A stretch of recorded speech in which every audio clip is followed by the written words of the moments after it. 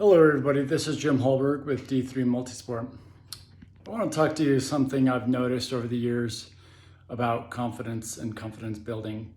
Whether you're, one of my middle school or high school kids I coach for cross country, or one of my adult athletes, something has to do with the confidence to go in and perform and compete.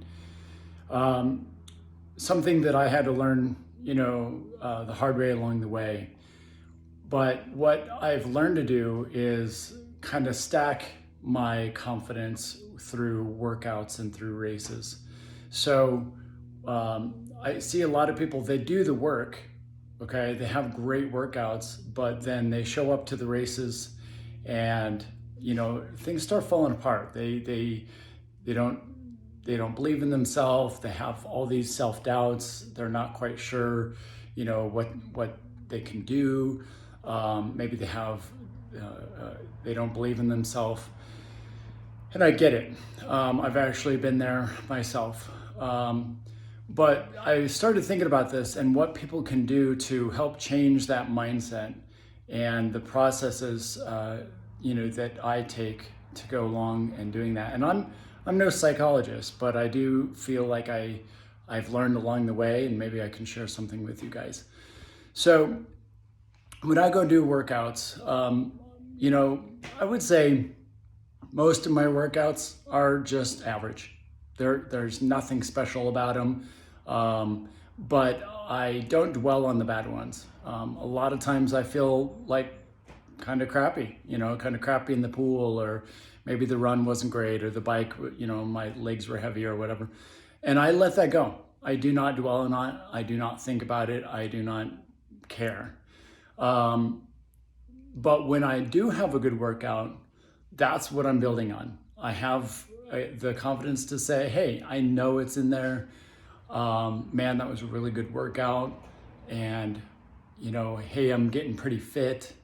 And I build that confidence within myself, that internal talk, and I might use that for, the rest of the day, or maybe even a whole 24 hours of like, wow, yesterday's workout was really awesome. That I had a great time. That was awesome. I feel great. I know it's there. And then I'll have 3 or 4 or 5 more days, or maybe a week of like, so-so workouts, nothing great. But I do not lose sleep over those little workouts, the ones that I don't feel good. I let it go. I don't care.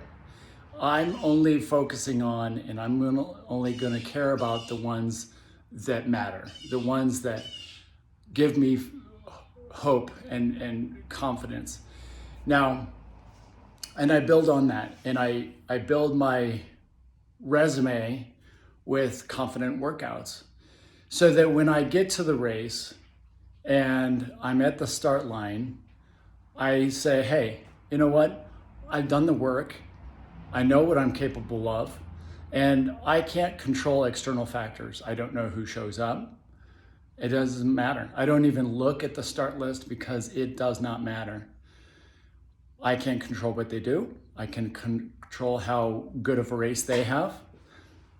And I don't want to get psyched out by somebody like, oh, wow, that person's fast. I guess I'm racing for second or third or off the podium or whatever. I'm not even going to look. I'm going to say, hey, I'm going to go to the start line and I'm going to get, what's my game plan? And I'm going to execute. I'm going to get to the buoy, out to the buoy, first buoy fast, settle in, get on the bike.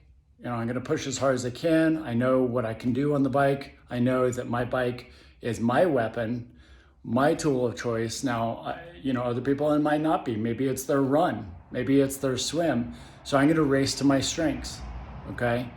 And I'm going to have the confidence to say, when I get on the bike, I know that this is my preferred method of taking back time.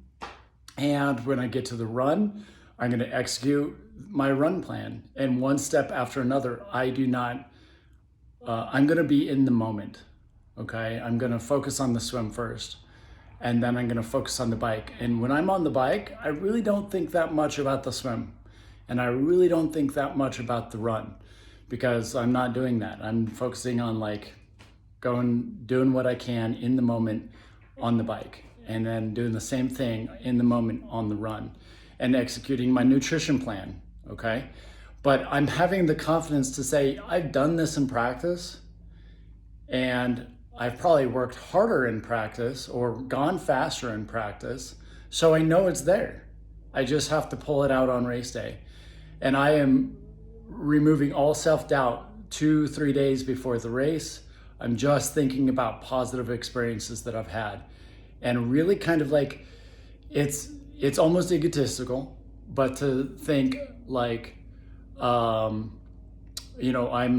fast or I'm fit or really positive things.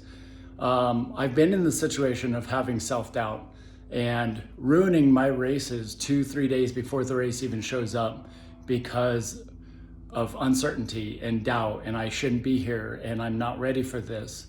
And before the gun went off, I knew I had lost the race, or I knew I was not going to perform up to my potential. So my thing is take those good workouts. You know that you're fit, you know that you're fast. Compound that mental imagery, compound that mental feeling of how good that felt to go fast and how good that felt to feel strong, and just compound on that and really absorb that and be like, wow, this is what I've got, and this is who I am, this is what I'm capable of.